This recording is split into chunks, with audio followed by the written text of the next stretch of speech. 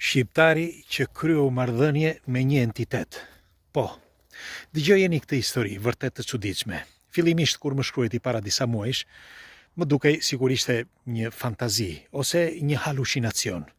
Por me kalimin e kohës, kur filluam që të komunikonin, pra të komunikonin me emaile, më dha disa informacione që kam mbetur pa fjalë.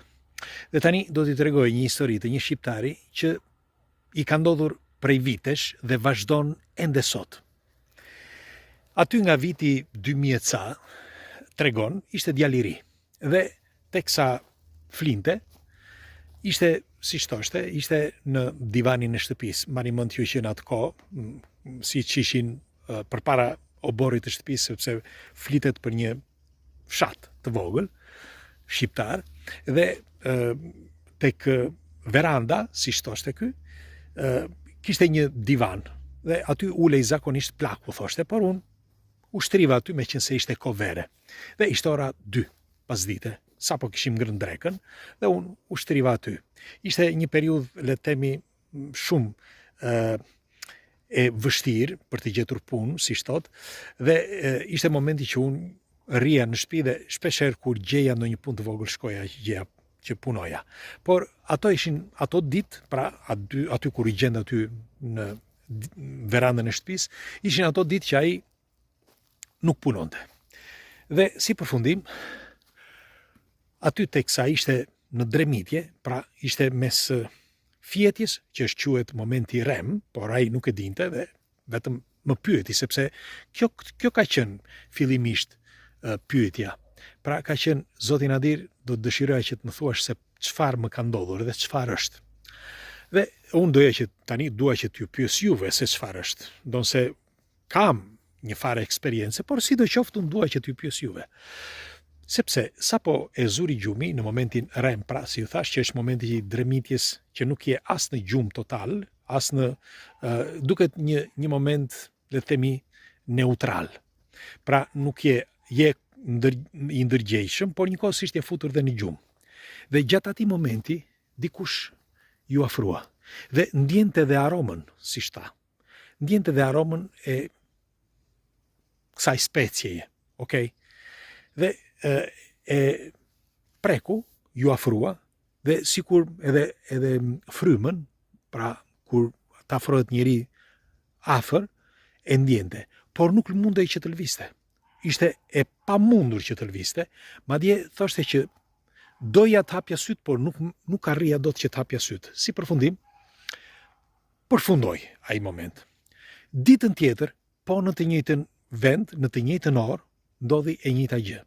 Por kësaj here akoma më insistent, pra më zgjatur.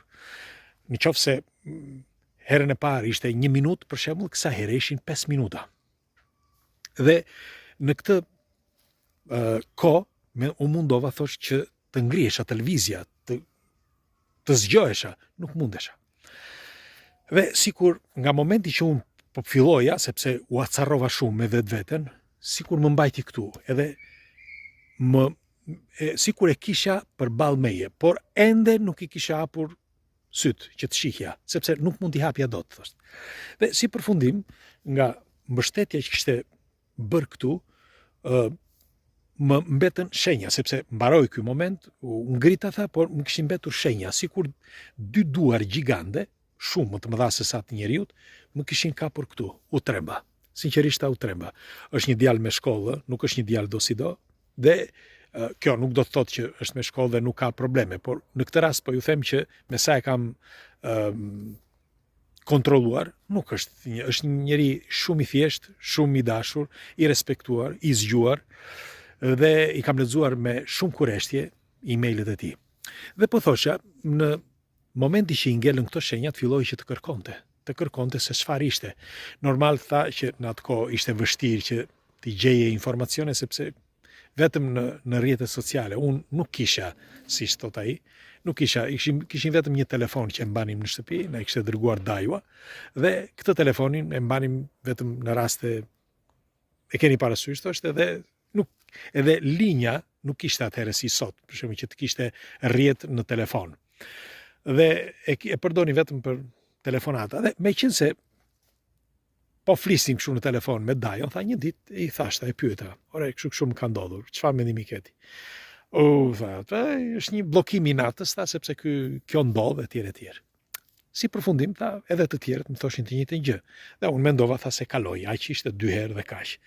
Mirë po, me kalimin e kohës më ndodhi edhe herë tjetër. Dhe kësaj here natën. Por natën nuk më ndodhi një herë, më ndodhi disa herë dhe një mbrëmje e pash. Këtë më tregoj. E pash më ndrihet mishi, sepse mënyrën se si e ka shkruar vërtet bukur, dhe normal që nuk e ka bërë për të më tremur mua, por ajo që i ka ndodhur atij. Dhe unë e përjetova ashtu si ishte ai. Ishte natë, ishte ora rreth 12 e natës. Unë tha, kisha pirë një gotë, një birë, tha, një shishe birë. Kishte kaluar, po thuaj, tha, 5-6 muaj nga ajo kohë, pra nga fillimi, dhe tani ishte kohë dimri, me një fjalë kur më ndodhi ky rasti që e pash. Dhe si që u shtriva, tha, sepse unë fillimisht mendova, tha, se ishte problemi i alkoolit, por një birë vetëm, tha, se keni parasysh ne pinim, tha, me shokut, kush e di se sa, tha, dhe se kishim problem. Unë kur nuk jam dehur, thot ai, dhe në një moment u shtriva dhe si i vdekur në vend, sa po fjeta, dhe vinte një erë e ngrohtë, meqense kishim ndezur, tha, sobën brenda shtëpisë, tha, por vinte një erë e ngrohtë, tha, nga ana e dritares, që nuk duhet vinte kjo erë e ngrohtë nga ana e dritares, sepse dritarja, tha, zakonisht ka ajër të freskët, me fjalë të ftohtë, dhe duhet që të vinte ftohtë. Dhe unë ndjeja më shumë nxehtësi nga ana e dritares, se isha shtrirë mua aty. Dhe nuk zgjati shumë, tha, dhe pas disa minutave ndjej, tha, që sikur më kaloi diçka tek krau, sepse krau im, tha, ishte poshtë. Si keni parasysh në krevat kur shtiresh, kishte rënë krau poshtë. Dhe unë isha me fytyrë kështu. Dhe në momentin, tha, që më la, ndoshta, tha, nuk e di, më la, hapa syt, tha, dhe shikoj përballë meje, sipër. Komplet si mund të shohësh, ma ka pikturuar këtë, sikur të shohësh Voldemortin.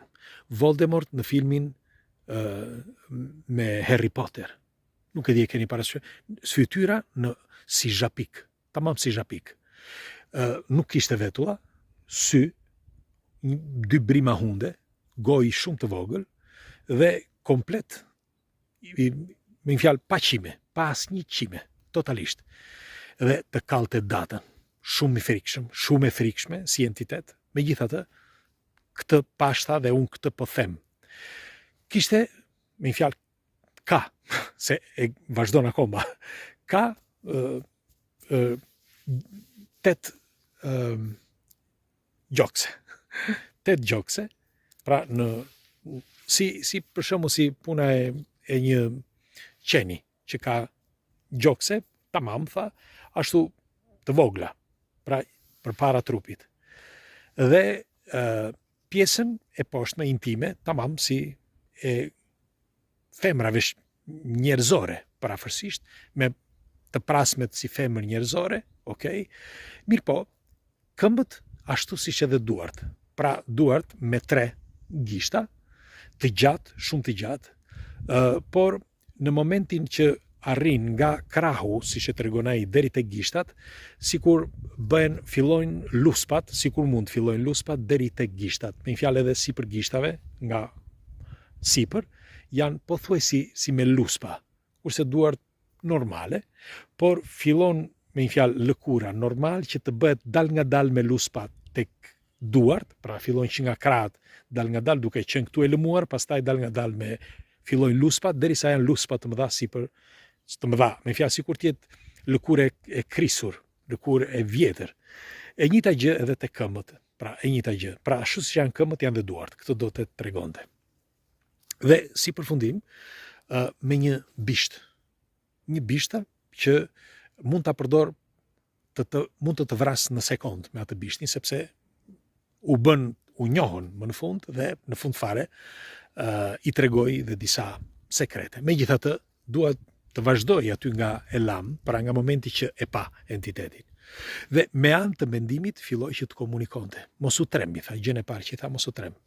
Unë po të dua, tha, me fjalë ti po të duash, unë iki. Mirë po, unë tha, nga kureshtja, nuk i thoshja do të ik. edhe pse doje që ti thosha ik, por nuk i thosha do t'ik. Dhe si përfundim, sikur më tërhoqi fizikisht shumë. Dhe sepse me anë të mendimit më thoshte edhe komunikimin që bënim, më thoshte edhe për marrëdhënie. Me fjalë, kjo ishte. Dhe si përfundim, tha, kryem marrëdhënie. Kryem marrëdhënie dhe unë tha, nuk do të harroj kur marrëdhënien e parë që kam bërë. Sepse kanë kaluar vite, jo vjet, por kanë kaluar vite, dhe ende sot, thot ai, e mban, me fjalë, ka ende atë ndjesinë e atëhershme. Pra, çdo qelizë, thot ai, e trupit, siç e tregon në mesazhin që ka në emailin që ka dërguar, çdo qelizë e trupit, thoshte, ishte me të, çdo qelizë e trupit. Dhe mënyra se si rrëshqiste në trup e tjere si bëni më, dhe mënyra se si ishte, që mos futem në detaje, ishte sublime, e shkruan ky, me fjalë e një tjetër specieje, pra jo njerëzore. Kaloj kohë, thash ishte djaliri atëre, kaloj kohë dhe her pas here i bënte vizitë ky entiteti, ose kjo entitete, sepse presupozohet që është femërore, jo mashkullore, dhe kaloj kohë. Dhe në vitet parafërsisht nga viti 2009, si tregon ai 2008-2009, u martua.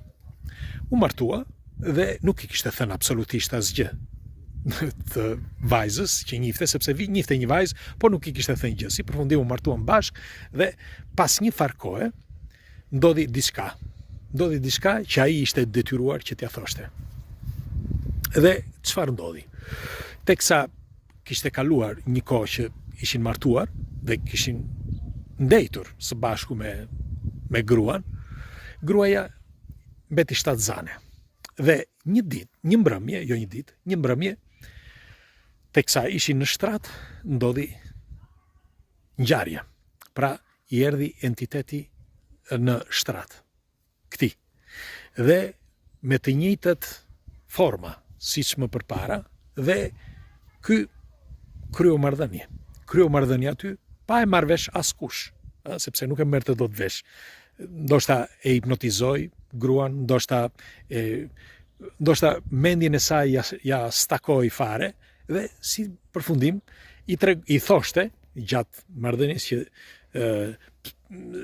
me fjalë xheloze, pse u martove ti, ne ishim lidhur bashkë etj. E di që duken si fantazira këto, le ti marrim si fantazira këtë, unë po ju tregoj çfarë më ka treguar ky zotëria. Dhe si përfundim u detyruaj që ti thoshte bashkëshortes, u detyruaj që t'ia tregonte. Ajo u tremb kaq shumë, sepse gjën e parë që i tha, mendoj tha, ky tha është çmendur. U tha të gjithë familjarëve, tha burim tha është çmendur, i tha familjes se do të ikte nga shtëpia. Mos ky andaj këtej bëra shaka se e ndryshoi, se tha si do t'ja bëja tha. Kujt mund t'i flasësh tha, sepse askush nuk të beson. Si përfundim tha se mund të thuash që isha i çmendur, tha unë kisha fakte në trup, kisha fakte. Pra më mbeteshin shenja. Nuk është ky problemi. Por mua kur më mbeteshin shenja në momentin që unë zgjohesha, nga ai moment unë thosha po drejt që mori. Okej, mund të ishte një halucinacion, po shenjat, pse më kanë mbetur shenjat? Dhe e njëjta gjë ndodhi më vonë. Pasi ai kishte thënë bashkëshortes, u rregulluan gjërat pas disa muajve, 5-6 muaj një gjë tillë, u rregulluan gjërat, një mbrëmje ndodhi sërish. Dhe kur ndodhi kësaj here, ky nuk donte më që të bënte marrëdhënie me entitetin. Dhe aty ndodhi gjëma, sepse nga ai moment filluan çdo gjë brenda shtëpisë filloi që të lëvizte, të përplaseshin, u thyen xhama, të përplaseshin objekte ku ta di unë, dhe si përfundim u zgjua totalisht, sepse siç u thash gjendej gjithmonë në një moment as fjetje, por as zgjim, pra në një moment në një status neutral. Dhe kur u zgjua, pa që pranë tij gruaja po lëvizte sikur të dridhej nga frika, por dhe ajo u zgjua më njëherë pas tij. Dhe kur u zgjua, vuri re diçka gruaja. Vuri re shenjat e atij në trup, pra në këtej në krahëror, në gjokës, këtej nga buzët, gjithandej, dhe njëkohësisht dhe poshtë, pra tek organi. dhe pa organi që ishte me një fjalë në statusin që kishte kryer marrëdhënie, dhe aty kuptoi, me një fjalë e zuri frika, dhe aty kuptoi që burri kishte të drejtë, me një fjalë atë që përjetonte kishte të drejtë, nuk gënjente. Që nga ajo kohë gjërat kanë ndryshuar, sepse edhe pse pak më të rralla, por ndodhin ende kontakte, ende sot, normal thash më të rralla, por zotëria në fjalë vazhdon ende të ketë kontakte dhe marrëdhënie me një entitet. Tani unë doja t'ju pyesja juve, ju çfarë mendimi keni për një histori të tillë? E di që shumë prej jush tani do shkruajnë, sepse ndaj nuk i vendos edhe emrat, nuk u them se normal që edhe për privacy, sepse më ka ndaluar që të flas për emër, mbiemër etj.